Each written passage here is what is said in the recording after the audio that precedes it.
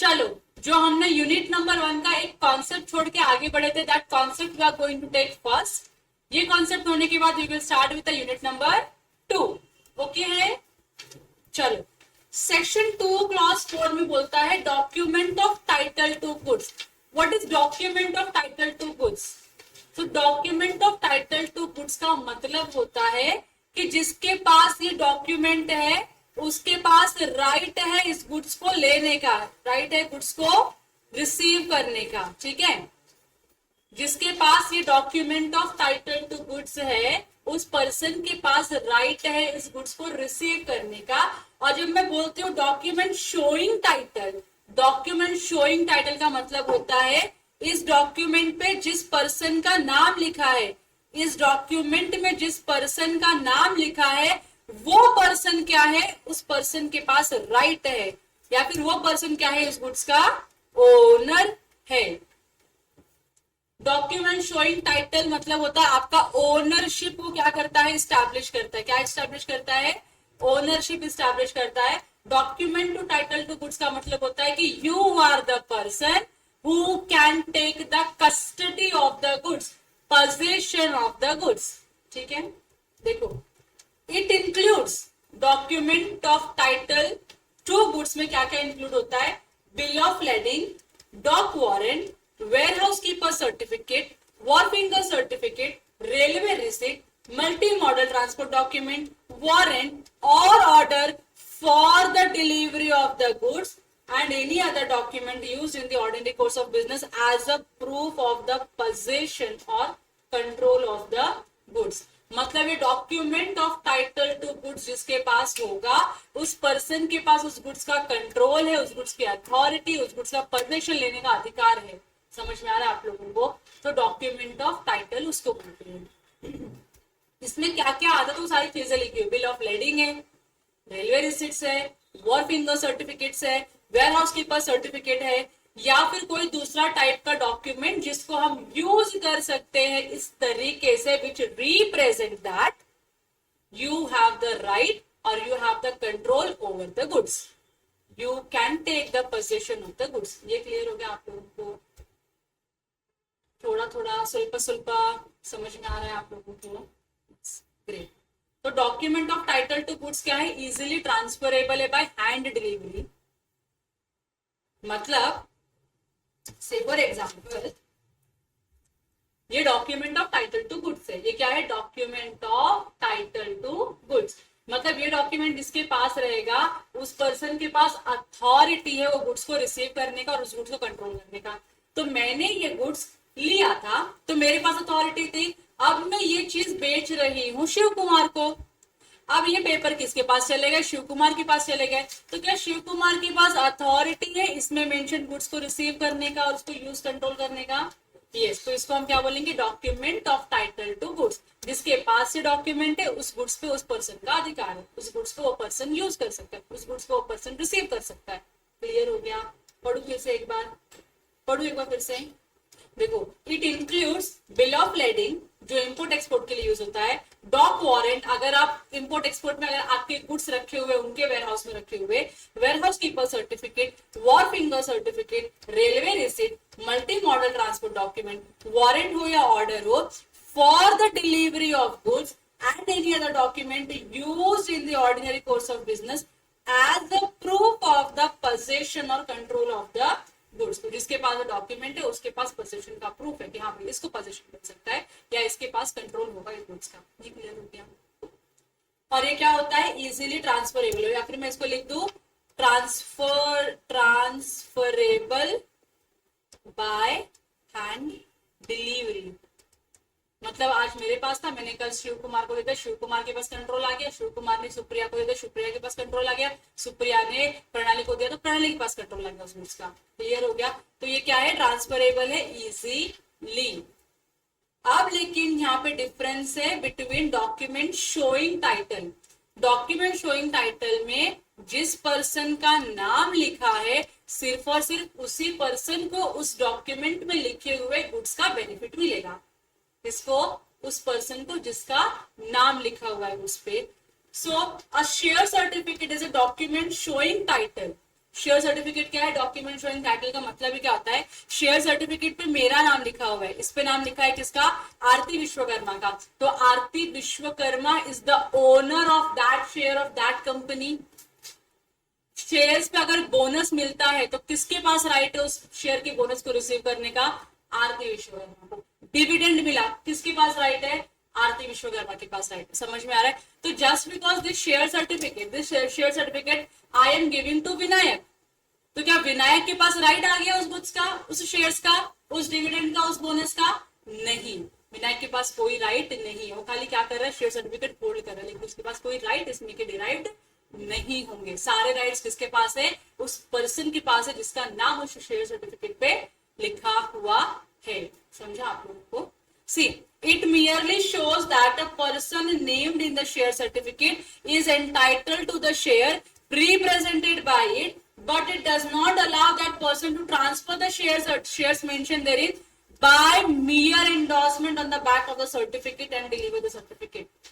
Just because, अच्छा ऐसा होता है शेयर सर्टिफिकेट में आगे जिसका शेयर सर्टिफिकेट है उसका नाम लिखा होगा, अगर आपको ट्रांसफर करना है इसको तो पीछे ट्रांसफर ही का नाम आता है कि ये सर्टिफिकेट किसको जा रहे हैं। तो जस्ट बिकॉज आगे मेरा नाम है, पीछे मैंने नाम लिख दिया विनायक कुलकर्णी, तो क्या ये शेयर्स विनायक के हो जाएंगे? नहीं होंगे। क्या ये विनायक के हो जाएंगे शेयर्स? नहीं होंगे, क्योंकि इस शेयर को मेरे नाम से विनायक के नाम पे ट्रांसफर करने के लिए हमको एक फॉर्म भरना होगा, कुछ लीगल डॉक्यूमेंटेशन करना पड़ेगा। उसके बाद जब कंपनी के रजिस्टर ऑफ मेंबर में मेरा नाम कट करके विनायक का नाम ऐड किया जाएगा, तब जाके विनायक उस शेयर का अधिकारी बनेगा, अदरवाइज नहीं। समझ में आ रहा है? तो just because of mere transfer of the document from one person to another person, the another person will not be able to receive any rights or any benefits derived from that shares or share certificate. समझे आप लोगों को? थोड़ा document of title to goods का ये मियर transferable है। मैंने ऐसे दिया, शिव को शिव का हो गया। अब इसमें जो भी गुड्स लिखे उसके ऊपर किसका कंट्रोल है? शिव का कंट्रोल है। ये क्या है? Document of title to goods. फिर जिसके पास डॉक्यूमेंट है उसके पास उस गुड्स का एंटाइटलमेंट है। लेकिन document showing title to goods, document showing title to goods का मतलब क्या होता है? इस पर्सन में जिसका नाम इस पेपर में जिसका नाम लिखा है, सिर्फ वही पर्सन के पास राइट है इसके बेनिफिट रिसीव करने का। इसके अलावा और कोई पर्सन इसका बेनिफिट और शेयर्स नहीं ले सकता। अगर ट्रांसफर करना होगा तो they have to undergo the legal process. Legal process होने के बाद ये क्या होगा? ट्रांसफर होगा from one person to another person, but just by mere endorsement of the certificate the holder of the certificate will not become the owner of the certificate. समझा आप लोगों को? थोड़ा क्लियर है? तो इसी को हम बोलते हैं document of title to goods and document showing title. मैंने क्लियर कर दिया। कोई डाउट रहेगा आप सबको? डाउट रहेगा तो पूछ लेना। बाकी इसमें हमने सारी चीजें कर ली। तो यूनिट नंबर 1 कंप्लीटली खत्म हो गया। Unit number 3 is also done. Now we will move ahead with the unit number 2।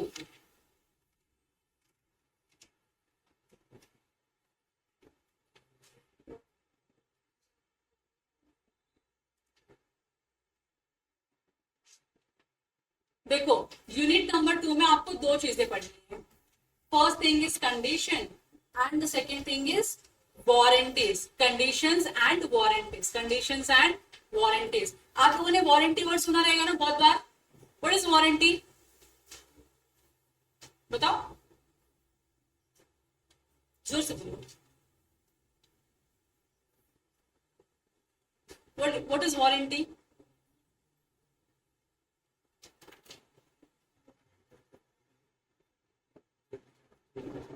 देखो मैं बताती हूँ, तुमसे ना हो पाएगा। Let me try. वारंटी का बेसिक और जो जनरल अंडरस्टैंडिंग है वो क्या है? सी फॉर एग्जाम्पल ये वैक्यूम है जिसके ऊपर मैं लिख रही हूँ, बराबर की नहीं? ये इतना बड़ा वैक्यूम है हमारा। यस, इस वैक्यूम की वैल्यू है समवेयर अराउंड 90,000 रुपीज, मतलब ऑलमोस्ट 1 लाख का गुड्स है ये। That means it is costly enough. तो मैं चाहूंगी कि अगर इसमें कुछ भी डिफेक्ट होता है या कुछ भी डिफॉल्ट होता है, क्या होता है? डिफॉल्ट होता है, तो मुझे रिपेयर करके चाहिए रहेगा ये गुड्स, रिपेयर करके चाहिए रहेगा। और अगर एक आधा पार्ट खराब हो जाता है तो आप क्या कर दोगे? उसको रिप्लेस कर दोगे, बराबर की नहीं? तो जब मैं दुकान पे जाती हूँ, जब मैं वैक्यूम के शोरूम में गई और मैंने बोला कि मुझको इतना बड़ा वैक्यूम चाहिए, तो वैक्यूम कंपनी का जो वेंडर था उन्होंने बोला कि आपको मिल जाएगा, कोई दिक्कत नहीं है। मैंने बोला लेकिन मिलना इज नॉट इनफ। मैं गुड्स लेकर गई और गुड्स में कुछ भी डिफॉल्ट हुआ, कुछ डिफेक्ट हुआ, तो कौन रिस्पॉन्सिबल होगा उसको, उसके लिए कौन रिपेयर करके देगा, क्योंकि इलेक्ट्रॉनिक आइटम्स को रिपेयर कराने में बहुत खर्चा होता है। तो who will bear the loss, who will bear the expense of the repairs. अगर ये पार्ट्स ही खराब हो गए तो उसको चेंज करने की जिम्मेदारी किसकी है? तो उसने बोला मैडम इतना टेंशन नहीं लेने का, आप लेके जाओ। गुड्स में अगर विद इन 1 ईयर, अगर विद इन 1 ईयर कुछ भी डिफॉल्ट हुआ, डिफेक्ट हुआ, कुछ पार्ट्स टूट गए, तो हम क्या करेंगे, हम आपको वारंटी देते हैं कि उस पार्ट को हम रिप्लेस या रिपेयर करके देंगे और इससे आपसे कोई चार्ज नहीं लेंगे, 1 साल तक फ्री में। तो 1 साल तक अगर आपके गुड्स जो आप लेके जा रहे हो उसमें कुछ भी होता है तो हम वारंटी देते हैं आपको कि हम उसको रिपेयर करके देंगे या उस पर्टिकुलर पार्ट को चेंज करके देंगे, आपको यूजेबल कंडीशन में लेके आ जाएंगे। समझ में आ रहा है आपको? यही वारंटी होती है। मेरे पास, मैंने बैग परचेज किया अमेरिकन टूरिस्ट का, 3 का सेट आता है उनका बैग का, तो मैंने बैग परचेज किया, उसमें भी वारंटी थी कि अगर 1 महीने 1 साल के अंदर अंदर आपके बैग में कुछ भी डिफॉल्ट होता है या डिफेक्ट आता है तो हम क्या करके देंगे आपको, रिप्लेस या रिपेयर करके देंगे। जनरली रिपेयर होता है, रिप्लेस बहुत ही बड़ा डिफॉल्ट हुआ तो उसका रिप्लेस होगा, अदरवाइज नहीं। तो हम क्या करके देंगे, उसको रिपेयर करके देंगे आपको। समझ में आ रहा है? लेकिन कब, कितने पीरियड के लिए होगा ये? अगर 1 साल में हुआ तो 1 साल के बाद तो खराब हो सकता है चीजें, 1 साल के बाद अगर खराब होगा और आपको रिपेयर करना हो तो you have to come to us, make the payment for the services and we will repair it and you take back your bag to home. बराबर की नहीं? होगा कि नहीं? इसको हम क्या बोलते हैं, वारंटी बोलते हैं। वारंटी मतलब आप चीज लेके जाते हो कोई भी, आपको रिस्क खराब हो सकता है तो आप उसकी क्या लेके आते हो, वारंटी की। इतने पीरियड में अगर कुछ खराब हो तो आप रिपेयर करके दोगे, वो फ्री में। समझा? कंडीशन क्या होता है, तो कंडीशन आपको पहले से पता है, कुछ कंडीशन डाल दो। तो मुझे कोई गुड्स परचेस करना है और मैंने बोला कि मेरा ये पर्पस है, ये सेटिस्फाई होना चाहिए। तो मैंने अगर अपना कोई पर्पस बताया है कि इस पर्पस के लिए मुझको ये गुड्स चाहिए, तो मैंने क्या इंपोज किया पता है, आई हैव इम्पोज्ड कंडीशन कि अगर ये कंडीशन उस गुड्स में फुलफिल होगा तो ही मैं गुड्स परचेस करूंगी वरना नहीं परचेस करूंगी। से फॉर एग्जाम्पल, मैं दुकान में गई, मैं इलेक्ट्रॉनिक शॉप में गई, मैं क्रोमा में गई। मैं कहाँ गई? मैं क्रोमा में गई और मैंने वहां पे वेंडर को बोला या सेल्स एग्जीक्यूटिव को बोला कि भैया मुझको ना वैक्यूम चाहिए, मुझको क्या चाहिए, वैक्यूम चाहिए। तो बोला वैक्यूम को क्या करोगे आप? मैंने बोला भैया क्या करते वैक्यूम का, मैं इसको लिखेगी इसके ऊपर, मेरा लेक्चर होता है, वर्चुअल लेक्चर होता है, लाइव लेक्चर होता है, तो मैं बोर्ड पे नहीं लिखती हूँ, मैं कहाँ लिखती हूँ, मेरे वैक्यूम पे लिखती हूँ। तो vacuum is a writing pad for me. तो आप मुझे ऐसा वैक्यूम दो जिसके ऊपर मुझे स्क्रीन दिखे, मैं लिख सकूं अच्छे से, और जो मैं ये लिखती हूँ वो किसी सिस्टम को कनेक्ट करके मेरे बच्चों को दिखा सकूं कि मैं लिख क्या रही हूँ। तो मेरा मेन पर्पस है सेटिस्फाई होना इस पर राइटिंग और लेक्चर्स लेना, क्योंकि मैं लेक्चर्स में लिखने वाला, तो मेरे को लेक्चर्स में लिखने की फैसिलिटी प्रोवाइड करने वाले आप वैक्यूम दे दो और ये मेरे कंडीशन से इसमें फिट होने चाहिए। यहाँ तक क्लियर है? अंकल ने मेरे को वैक्यूम के बदले में, अंकल ने मुझको दे दिया surface pro. Surface pro is the writing pad of Apple. मतलब उसपे क्या करने का, आपको राइटिंग पैड जैसा यूज करना है, आपको खाली पेंसिल मिलेगा, आप उस पर लिखने का। बराबर की नहीं? मैंने उनसे क्या मांगा है, वैक्यूम मांगा है, सस्ता वाला आइटम मांगा है, मेरे को महंगा वाला आइटम नहीं चाहिए। उन्होंने ये दिखाया, मैंने बोला रिजेक्टेड। तो उन्होंने अपने स्टॉक वगैरह में चेक कर, उनको मिला एक वैक्यूम। उन्होंने बोला ठीक है ये वैक्यूम आप लेके जाइए। मैं लेकर आई घर पे। अब घर पे मैं लेकर आई तो वैक्यूम पे लिखना होना चाहिए, वो लिखने ही नहीं दे रहा मेरे को। या मैं लिखती हूँ तो आधा दिखता है कंटेंट और आधा कंटेंट नहीं दिखता है। समझ में आ रहा है आपको? There is a defect in the piece. या मेरा कंडीशन फुलफिल हो रहा है क्या यहाँ पे? अभी मैंने बोला मुझको राइटिंग के लिए एक वैक्यूम चाहिए, उन्होंने जो वैक्यूम दिया मेरे कंडीशन को फुलफिल नहीं कर रहा है, मेरे नीड को सेटिस्फाई नहीं कर रहा है, मेरे पर्पस को सेटिस्फाई नहीं कर रहा है। क्या मैं रखूंगी इस बुक्स को? मैं लेके जाऊंगी, फेंक दूंगी उनके मुंह के ऊपर? क्या दिया मेरे को आपने घटिया सा आइटम? मैं लिखने के लिए मांगी हूँ वैक्यूम, मेरे को लिखने नहीं दे रहा उस पर अच्छे से। मैं कैसे लेक्चर कंडक्ट करूंगी उसके ऊपर? तो मैं क्या करूंगी, क्रोमा में जाऊंगी, उनको वैक्यूम, उनका जो वैक्यूम में रिटर्न करके अपने पैसे लेके आ जाऊंगी। समझ रहे आप लोगों को? ये कंडीशन है, मैंने किस कंडीशन पे गुड्स परचेज किया, मेरे क्या नीड सेटिस्फाई होने चाहिए। अगर वो नीड्स में स्पेसिफाई करती हूँ और सेलर अकॉर्डिंगली मुझको गुड्स देता है, तो जो मैंने नीड्स बताया ना वो मेरा क्या है, कंडीशन है। समझा आप लोगों को? कंडीशन क्या है कि ये है, इसके लिए मैं गुड्स परचेज करूँ, वरना मैं नहीं परचेज करती, तो मेरा कंडीशन है वो। वारंटी क्या है, गुड्स में छोटे मोटे डिफेक्ट होंगे, आप 1 साल तक 2 साल तक क्या करके ले दोगे, फ्री में रिपेयर करके दोगे, आपने सिर्फ वारंटी दी मुझको, तो that is known as warranty and this is known as condition. Condition is the main and the primary purpose of buying the goods. Why are you buying these goods? Because you want it, your this need to be satisfied. अगर वो need satisfy हो ही नहीं रहा है तुम्हारे उस goods से, तो क्या ही मतलब है उस गुड्स को रख के? तो आप क्या करोगे, रिटर्न करके आओगे उस गुड्स को, बराबर कि नहीं?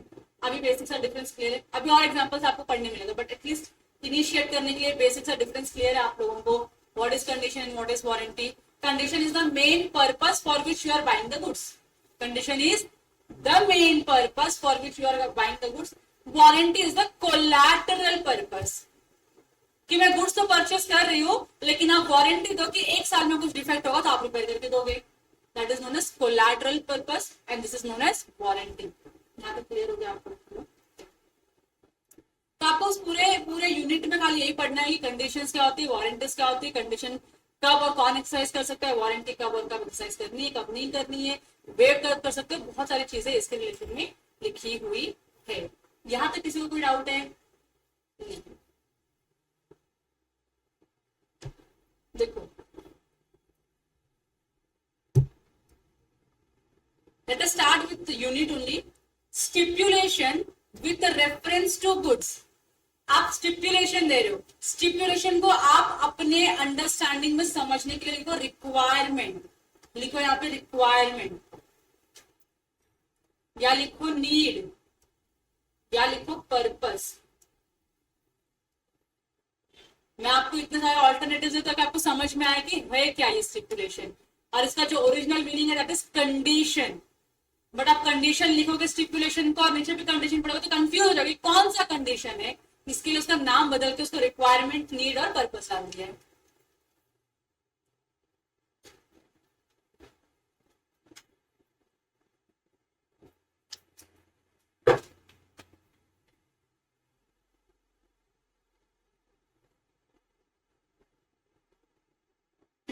यहाँ तो क्लियर है?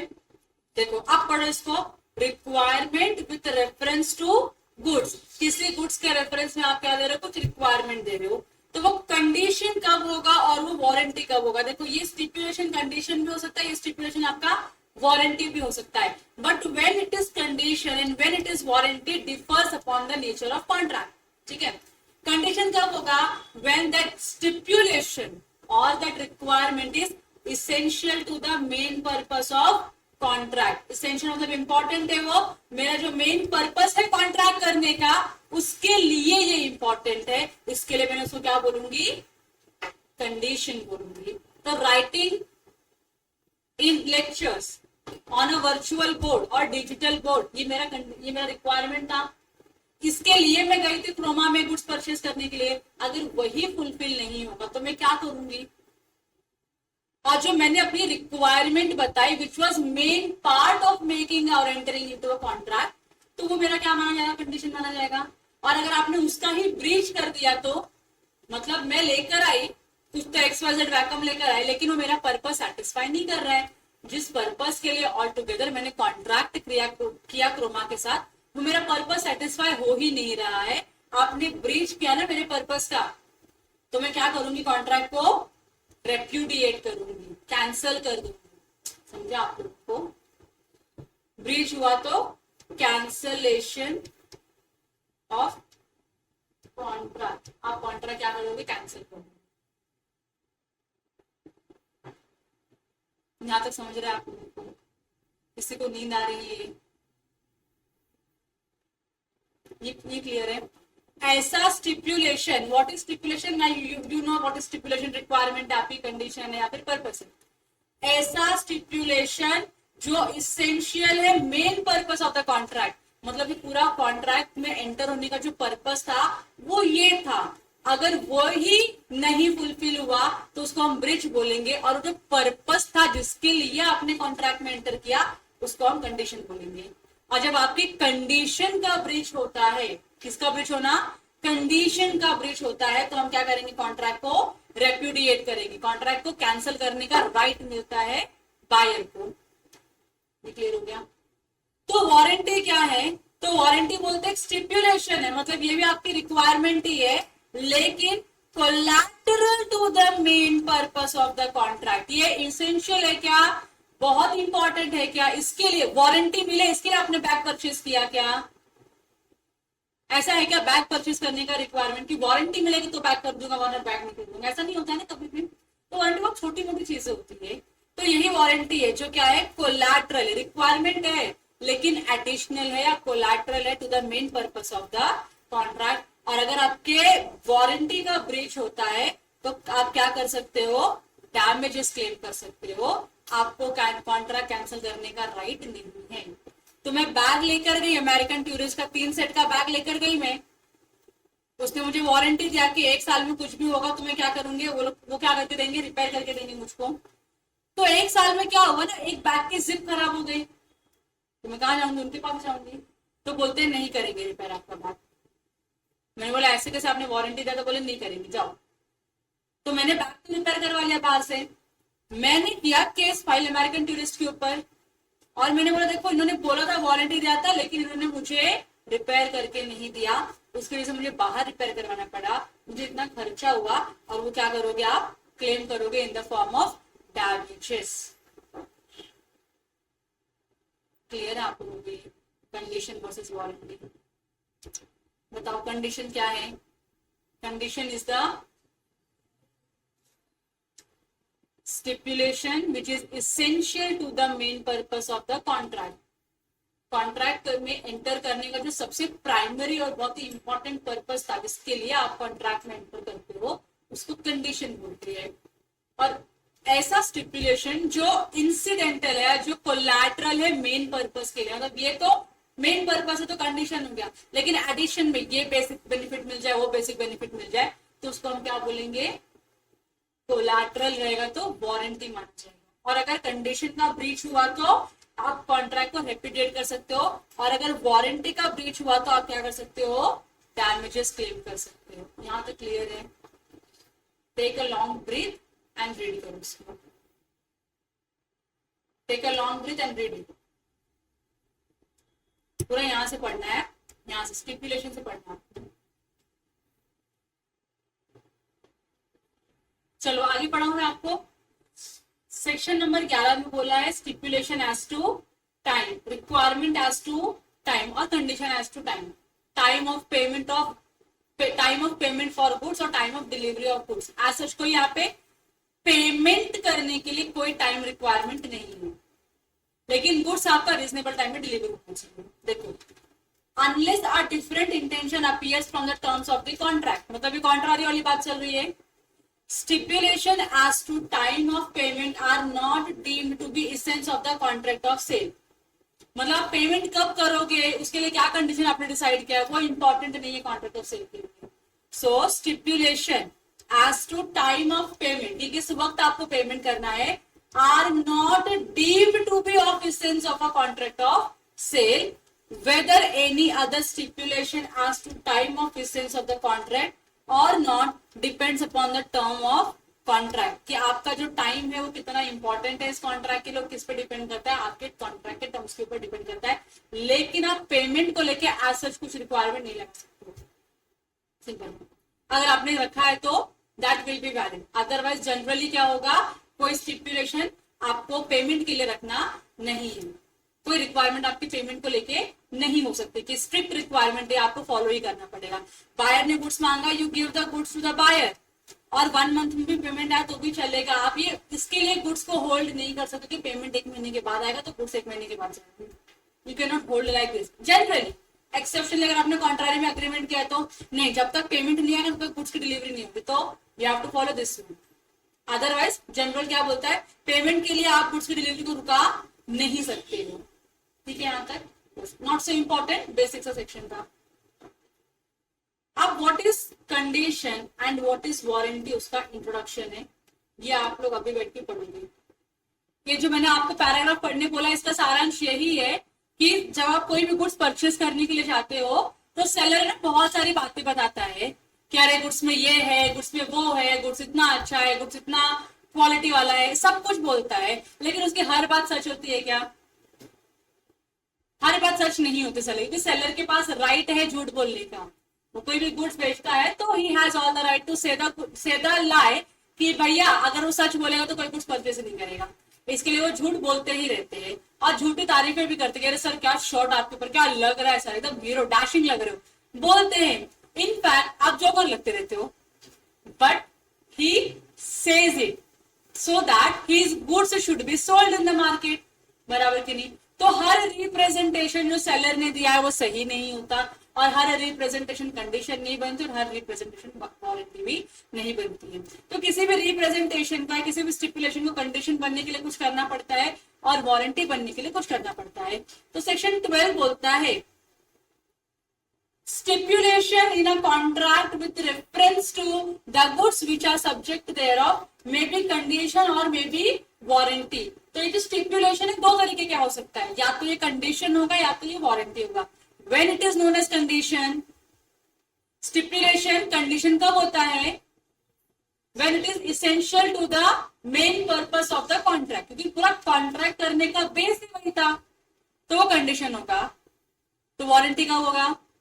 When it is collateral to the main purpose of the contract, उसको हम क्या बोल देंगे? वारंटी। तो condition is a stipulation essential to the main purpose of the contract and the breach which gives rise to treat the contract as repudiated। अगर आपने condition का breach किया तो बायर के पास राइट है कॉन्ट्रैक्ट को कैंसिल करने का। मैंने यहाँ पे केस ड्रॉ किए हैं, कैन यू सी? ये P है और ये कौन है? Q है। P सेलर है, नहीं, P कौन है? बायर है। P बायर है कि P purchases car from Q ना, तो Q कौन हो गया? सेलर हो गया। तो जब P ने Q से कार परचेस किया तो P ने एक स्टिपुलेशन डाला, एक कंडीशन डाला जो उसका मेन पार्ट था कॉन्ट्रैक्ट करने का, और उसने बोला मुझको ऐसी कार दो जिसका माइलेज कितना आता है? 20 किलोमीटर पर लीटर। मतलब 1 लीटर पेट्रोल पे कितना गाड़ी चलना चाहिए? 20 किलोमीटर गाड़ी चलना चाहिए। ऐसा इसने क्या किया? एक स्टिपुलेशन दिया। मतलब अब तुमको लग रहा है ऐसा गाड़ी खरीदने का पर्पस ही क्या है? कि इसको ऐसी गाड़ी चाहिए जिसमें क्या हो सकता है? 20 किलोमीटर पर लीटर का माइलेज मिले। तो एक कंडीशन है कि वारंटी है? कंडीशन है कि इसके तो गाड़ी खरीदने के लिए आया, इसके तो कॉन्ट्रैक्ट ऑफ सेल में एंटर करने आया है वो, तो ये कंडीशन माना जाएगा, ठीक है। तो P ने कंडीशन डाला कि मेरे को ऐसी गाड़ी दो जो 20 किलोमीटर पर लीटर के माइलेज दे मुझको। अब जो Q है, Q ने उसको एक गाड़ी सूट किया, गाड़ी सजेस्ट किया जिसका नाम था मारुति। सुजुकी है कि मारुति है? डंडे वाली सुजुकी 800।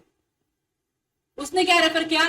भैया आप ले लो मारुति सुजुकी 800। पता छोटी वाली गाड़ी आती है ऐसे एकदम बेस पे कनेक्टेड लगती है, वैसे गाड़ी सूट करने कर दिया, ऐसा इसने बोल दिया। और इसके बोलने पे बायर ने क्या किया? वो गाड़ी परचेस कर ली। अब जब उसने गाड़ी परचेस करी तो एक्चुअल माइलेज कितने का आ रहा था? सिर्फ और सिर्फ 15 किलोमीटर पर लीटर का माइलेज आ रहा था। बताओ क्या यहाँ पे ब्रीच ऑफ कंडीशन हुआ है? कंडीशन था किंतु पहले ये बताओ, पूरे कॉन्ट्रैक्ट में P Q के साथ कॉन्ट्रैक्ट इसलिए करता है ताकि Q उसको 20 किलोमीटर पर लीटर वाली माइलेज की गाड़ी मिल जाए, उसकी रिक्वायरमेंट फुलफिल हो जाए। इसके लिए वो Q के पास है गाड़ी खरीदने के लिए, और Q ने उसको गलत गाड़ी सजेस्ट कर दी। तो क्या यहाँ पे ब्रीच ऑफ कंडीशन हुआ है? सो ये क्या है? ब्रीच ऑफ कंडीशन है, क्योंकि यहाँ पे बात कितने की होती? 20 किलोमीटर पर लीटर की माइलेज की होती, और एक्चुअल माइलेज कितने का मिल रहा है? 15 का मिल रहा है। तो यहाँ पे ब्रीच ऑफ कंडीशन हुआ है, क्योंकि जो मेन पर्पस था कॉन्ट्रैक्ट करने का वो यही था। ये बेसिस के ऊपर ही क्या कहता है उसने कॉन्ट्रैक्ट किया था। आपने उसका जो बेसिक नीड ही फुलफिल नहीं हो रहा तो कॉन्ट्रैक्ट को गाड़ी लेके करेगा क्या? फिर तो गाड़ी क्या करेगा? रिटर्न कर देगा, कैंसिल कर देगा कॉन्ट्रैक्ट, और अपने पैसे लेके आ जाएगा डीलर से। यहाँ तक क्लियर है आपको? थोड़ा थोड़ा क्लियर हो रहा है?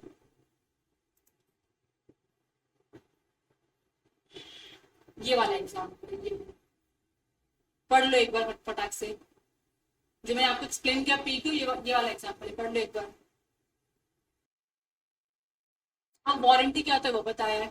वारंटी क्या एक स्टिपुलेशन है which is collateral to the main purpose of the contract and the breach of which gives rise to claim damages but not a right to reject the goods and treat the contract as repudiated।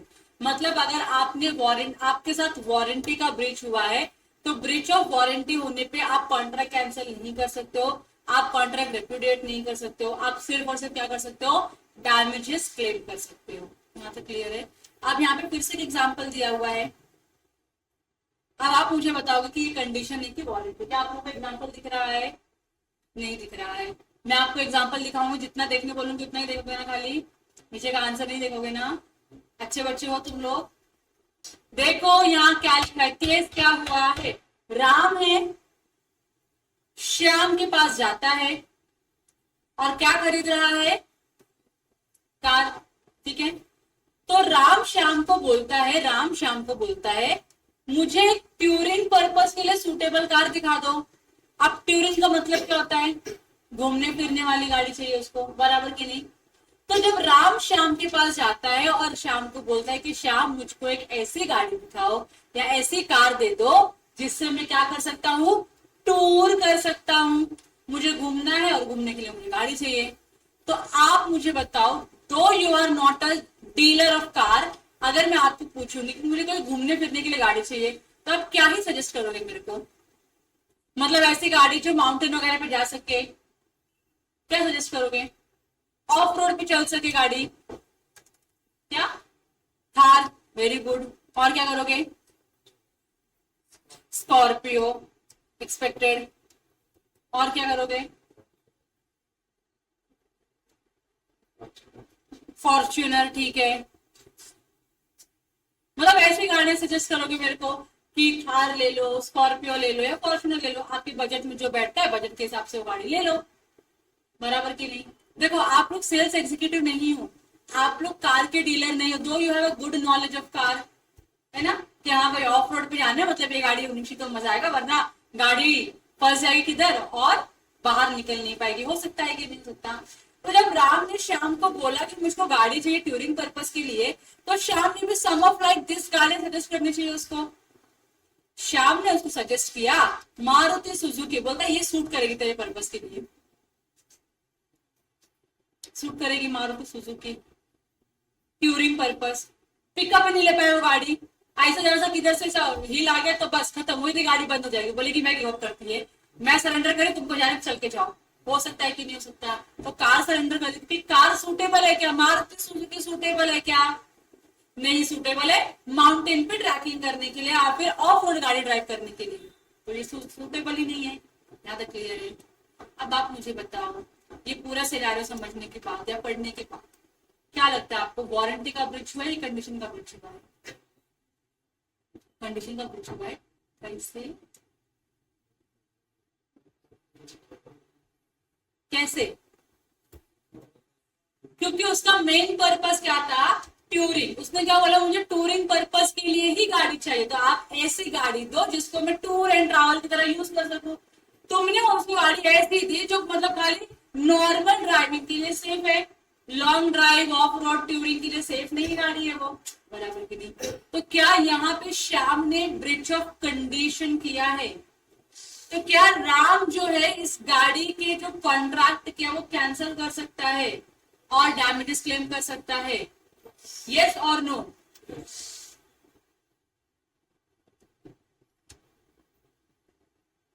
तो यहाँ पे answer में भी वही लिखा है, ये जो गाड़ी है वो उसके मेन पर्पस को फिट कर रही है क्या, फिट हो रही है क्या? नहीं, अनफिट है उसकी मेन पर्पस के लिए। तो यहाँ पे क्या हुआ है, ब्रीच ऑफ कंडीशन हुआ है, जिसकी वजह से राम के पास राइट आता है, एंटाइटल है मतलब राम के पास क्या है, राइट है इस कॉन्ट्रैक्ट को कैंसिल करने का। समझ में आ गया आप लोगों को? सेकेंड एग्जाम्पल क्लियर है? Bridge of condition. अभी ये जो एग्जाम्पल है ये इधर है, पढ़ लो क्विकली, 2 मिनट में रीड कर लो। सही है, पढ़ लिया? Any doubt? Breach of condition में कोई डाउट है? ब्रीच नहीं, कंडीशन में कुछ डाउट है? कंडीशन क्या होता है समझ में आ गया आप लोगों को? ऐसा रिक्वायरमेंट या ऐसा स्टिपुलेशन जो आपके कॉन्ट्रैक्ट के लिए क्या है, मेन पर्पस है।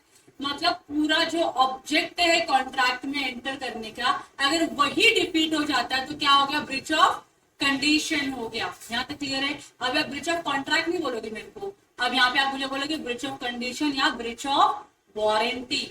तो अगर मेरा मेन पर्पस डिफीट होता है तो ब्रीच ऑफ कंडीशन है, मेन पर्पस डिफीट नहीं हुआ तो ब्रीच ऑफ वारंटी होगा। यहाँ तक क्लियर है आप लोगों को? इतना क्लियर है? अब इसके आगे मतलब उसी एग्जाम्पल को अगर कंटिन्यू करें तो राम जाता है श्याम के पास मारुति कार परचेस करने के लिए। परचेस कर लेता है, जहां पे गारंटी दिया गया था कि अगर कोई मैन्युफैक्चरिंग डिफेक्ट होगा तो हम क्या करेंगे, उसको चेंज कर देंगे, ठीक है। और लेकिन एक डिफेक्ट कब आना चाहिए? Within 1 year from the date of purchase, क्योंकि वारंटी आपको लाइफ टाइम की नहीं मिलती कभी, वारंटी लिमिटेड पीरियड के लिए देते वो लोग। उन्होंने क्या बोला, अगर 1 साल में आपके प्रोडक्ट में मैन्युफैक्चरिंग डिफेक्ट आता है तो हम क्या करेंगे, वारंटी लेते, गारंटी लेते कि उसको हम रिपेयर करके देंगे, ठीक करके देंगे, ठीक है। सो वारंटी था मैन्युफैक्चरिंग डिफेक्ट को रिपेयर करने का या उस पार्ट को रिप्लेस कर जो डिफेक्ट जो रिपेयर नहीं हो पा रहा है। तो अगर स्टीयरिंग व्हील खराब हो गई 1 साल के अंदर अंदर ही, मतलब उसको आप घुमाते इधर हो घूमता इधर है, हो सकता है कि नहीं, खराब हो गई, डिफेक्टिव था वो, मैन्युफैक्चरिंग डिफेक्ट था इसके लिए खराब हो गया वो। तो अब जब स्टीयरिंग व्हील खराब हो गई आपकी कार की तो आप क्या करोगे, रिपेयर करवाओगे। अगर ये नॉन रिपेयरेबल हुआ तो मतलब नहीं रिपेयर कर पा रहे हो उसको, उसका एक ही सोल्यूशन है कि उसको चेंज करना पड़ेगा। तो आपको इसको रिप्लेस करना पड़ेगा। इस पूरी गाड़ी को रिप्लेस करोगे क्या स्टीयरिंग व्हील के लिए? खाली स्टीयरिंग व्हील रिप्लेस होगा ना आपका, तो आपने स्टीयरिंग व्हील रिप्लेस करवा लिया, ये क्या है आपका?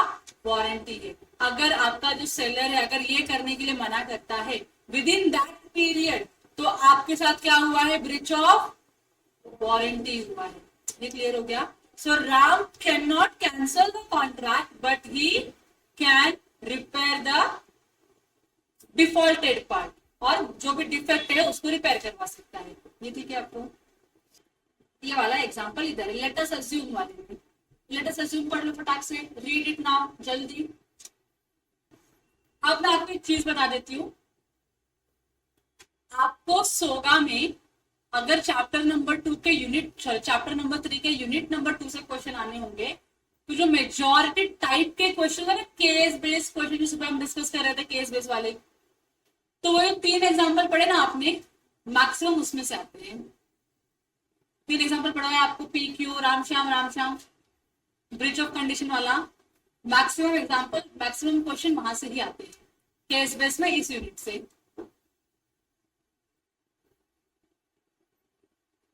तो आपको while deciding the case you have to be very much attentive whether it is a breach of condition or it is a breach of warranty. If it is a breach of warranty, then party gets which kind of a rights or remedies, and if it is a breach of condition, then what kind of rights or remedies are available to the other party. समझा आप लोगों को? या आपको तीनों example को thoroughly पढ़ना, तुमको पढ़ने के लिए इसीलिए मैंने बोला कि तुम पढ़ो एग्जाम्पल, एग्जाम में क्वेश्चन यहां से आते हैं। ये क्लियर हो गया? अब यहाँ पर डिस्टिंक्शन दिया हुआ है between the condition and the warranty. 2 minute में रीड करके बता मुझको, 2 मिनट में पढ़ लिया? तीनों पॉइंट क्लियर है? पहले में तो मीनिंग ही है, आपको पता ही है, main essential to the main purpose है, और ये क्या है? Collateral to the main purpose है। दूसरा क्या बोला यहाँ पे, आप क्या कर सकते हो? कैंसिल भी करोगे कॉन्ट्रैक्ट को, डैमेजेस भी क्लेम कर सकते हो, या दोनों कर सकते हो। यहाँ पे क्या, सिर्फ और सिर्फ आपके पास राइट है डैमेजेस क्लेम करने का राइट है। फिर यहाँ पे conversion of stipulation, breach of condition को आप ब्रीच ऑफ वारंटी की तरह ट्रीट कर सकते हो, ब्रीच ऑफ वारंटी को ब्रीच ऑफ कंडीशन की तरह ट्रीट नहीं किया जा सकता। समझा? तो जब आप ब्रीच ऑफ कंडीशन को ब्रीच ऑफ वारंटी में कन्वर्ट कर दोगे तो जो राइट्स रहेंगे आपके पास वो कंडीशन वाले राइट मिलेंगे या वारंटी वाले मिलेंगे? वारंटी वाले, समझा? मतलब आप सुपीरियर से इंफीरियर पे आ जाते हो। ये क्लियर हो गया आप लोगों को? तो इसका डिस्टिंक्शन था। अभी इसके ऊपर आगे लंबा लंबा डिस्कशन चलने वाला है अपना। So let's take a break of 10 minutes. 10 minutes के बाद आई विल रीस्टार्ट। ठीक है? ओके है? चलो, थैंक यू।